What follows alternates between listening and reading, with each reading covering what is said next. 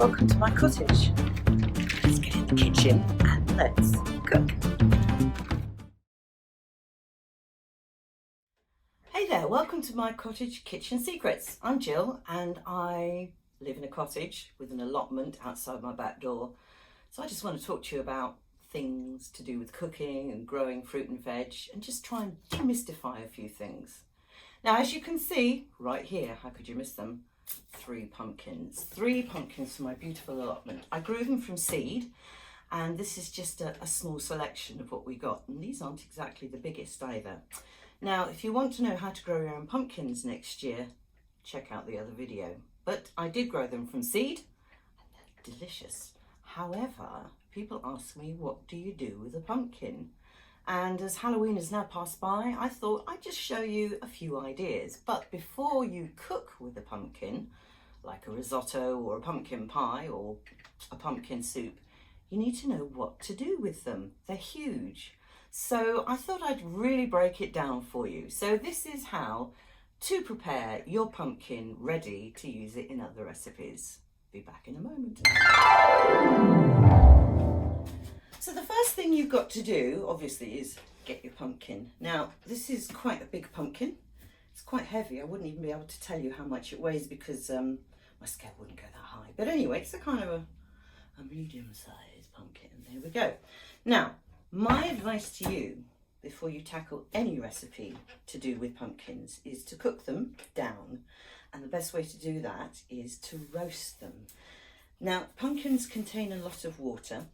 So boiling them is never too much of a good idea because it has a very delicate flesh and most of the taste would just disappear into the water. So my suggestion, which frankly is the way I handle pumpkins, is to roast them. So you'll want to get yourself a nice roasting dish, something like that.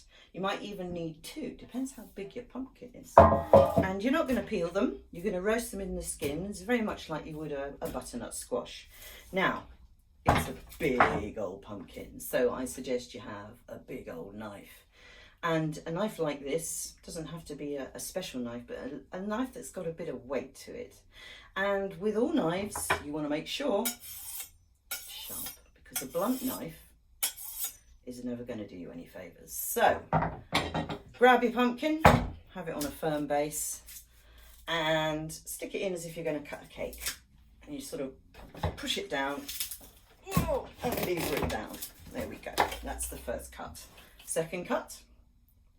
Push it down and push it down. There we go.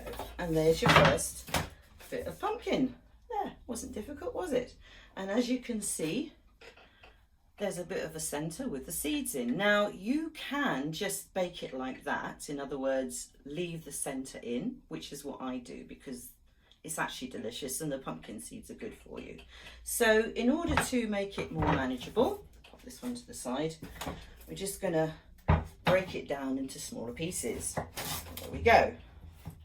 Just cut it down. And actually the flesh is not that firm. Once you've broken it down, you haven't going to have too much an issue. And frankly, you don't need to break it down into pieces much smaller than that. So just pop them into your tray. Like so. There we go. Because once it's cooked, it'll be really soft and you're just going to scoop the flesh out, which is what we're after. The other good thing about cooking a pumpkin like this is it actually concentrates the flavour, which is what you're really after, let's face it. Bags and bags of flavour. So I'm going to take another bit of this pumpkin, and it is this one. There we go. It comes off nice and easily. Put that to one side. And then just cut it into chunks. Bear in mind, it's probably a good idea to wash the pumpkin first, which I had done. Pop it in your tray. There we go, there's a few nice seeds. And that's it. Now, because you don't necessarily know what you're going to do with the pumpkin once it's cooked, you don't know if it's going to be sweet or savoury. At this point, I wouldn't add anything on here other than possibly a little bit of oil. And I would suggest a flavourless oil, preferably something like sunflower oil, because as I said, it's going to be possibly something savoury or sweet, so you want something that's not going to affect what you're going to do with it later. Right, so I'm just going to drizzle a bit of pumpkin pumpkin oil over the pumpkin, like that. That, my friends, is it.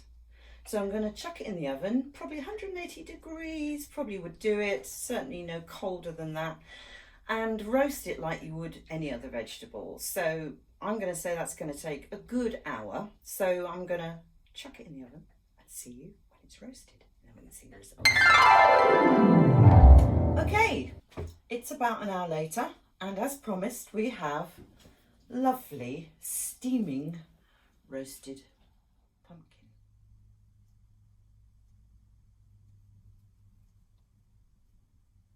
Now, as I said, there's a lot of water in the pumpkins, and I'm not sure if you can see, but a lot of juice has come out. In fact, what I'm going to do is I'm going to pour some of that juice into a bowl just to show you, just in case you don't believe me.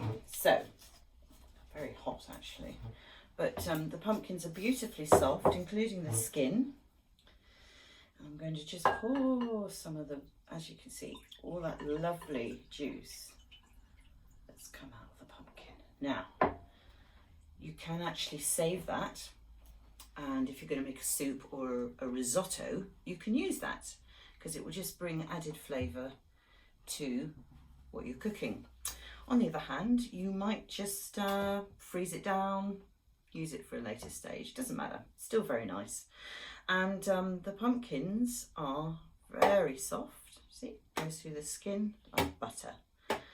I would suggest then you just cool this down, and when you've cooled it down, literally just scrape out the flesh and decide what you're going to do with it. Now, you could just pop it into a plastic and freeze it for another day, or you can make a pumpkin pie, yum, yum, yum, yum, or a risotto. Either way, you've now got something that is truly delicious, very simply treated, and has something that just has such a beautiful, delicate flavour. But I think you're going to enjoy playing with it. So that is my tip for today.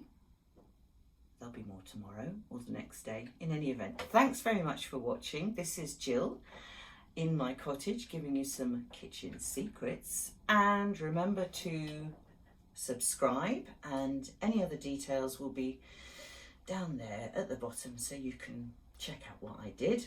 And if you've liked what you've seen so far, leave me a message. Be kind. Cheerio. See you soon.